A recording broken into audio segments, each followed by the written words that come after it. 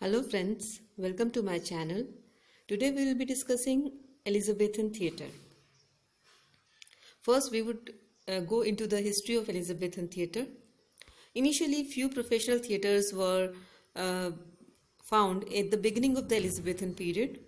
The period began with Queen Elizabeth's reign in 1558 and lasted until the theaters were closed in 1642. The performances were held either outdoors or in town halls, banquet halls, or inns. The stages and scenery, if any was used, were temporary. Wealthy gentlemen and ladies funded and licensed troops and occasionally provided costumes from their own closet. Each company catered first to their sponsor and would get permission to travel or perform in another company's area.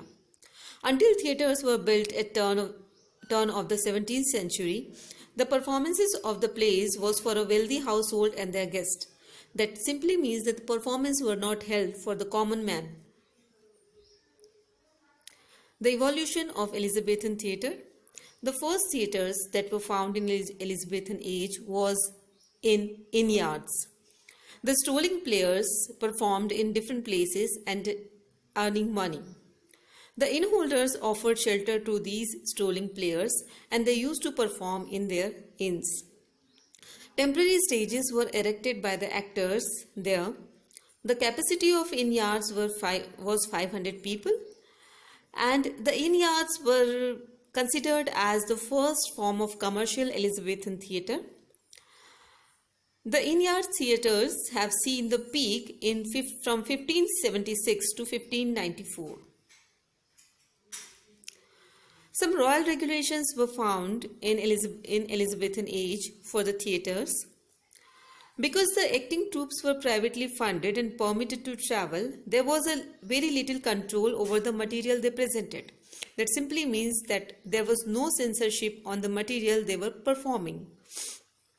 Queen Elizabeth grew her powers was to bring the theatre under the stricter government regulations. Between 1559 and 1572, she outlawed religious or political plays, put licensing of the performance under local control, requiring officials to censor anything illegal, and made the rank of baron the lowest able to sponsor a troupe. The ranks from baron and higher were baron, viscount, earl, marquis, and duke. Women were also permitted to sponsor a troupe, but again they had to be the rank of baroness or higher. The first troops. In 1574, the first royal patent for an acting troupe was given to James Burbage, 1530 to 1597, and Leicester's Man. The patent mean they didn't have to receive a local license to perform, but received authority from the Master of Ravels of the Queen's Court. London theatre was expanding with the population, and uprising critics wanted to do away with the performances altogether because of their immoral nature.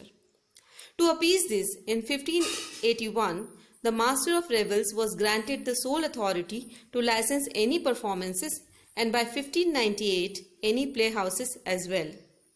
The Queen's Men were established as the only professional company allowed at many locations in London in the attempt to curtail the number of actors and performances in the city.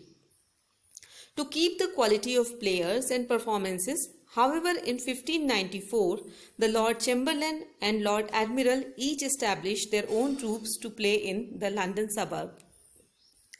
The first troops.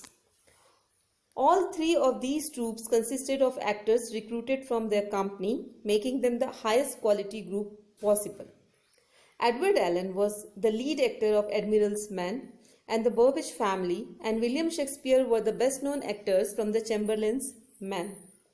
Each company was granted its own playhouse, marking the first time that an acting troupe had complete control and responsibility over where they performed. Troupe members. Each performer could be a shareholder, meaning they own the part of the financial responsibility and reward, or a hired man, meaning someone contracted to perform with the company as either a supporting role or as a stage hand to help with costumes and line prompts. Hired roles also included young boys who were apprenticed to play the girls and young women because female performers were not yet allowed. These boys could be between 10 and 20 years old. Most companies had behavior guidelines that were punishable by fines, such as being late to the rehearsals or performances and wearing costumes outside the theatre. Play preparation. Acting troupes had to develop an extensive repertory, a number of plays that they could perform in rotation in order to keep an audience. They had to purchase plays and pay for their licensing. It was about 3 weeks between the purchase of a play and its first performance. The master of revels approved the play or took out any objectionable passages, giving the company very little time to rehearse. Sides were written, sheets that only had the actor's line and the 3 words clue for each.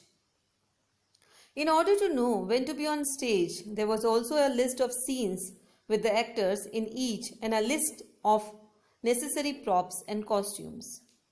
The book holders was responsible for writing all of this and for prompting the actors or reminding them of their lines during the performances. All of this was written by hand. Two main influences on playwriting: Seneca's plays from ancient Rome and contemporary Italian plays. Seneca's plays gave structures, especially the use of 5 acts and the demise of character to emphasize the moral lessons. Political and economic issues drastically changed the theatre during Queen Elizabeth's rule.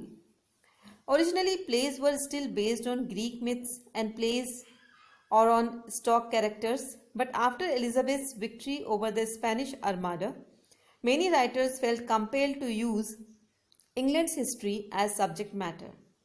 The language expanded from traditional rhyme verse to both blank verse and prose, which became a standard in comedies for less educated characters.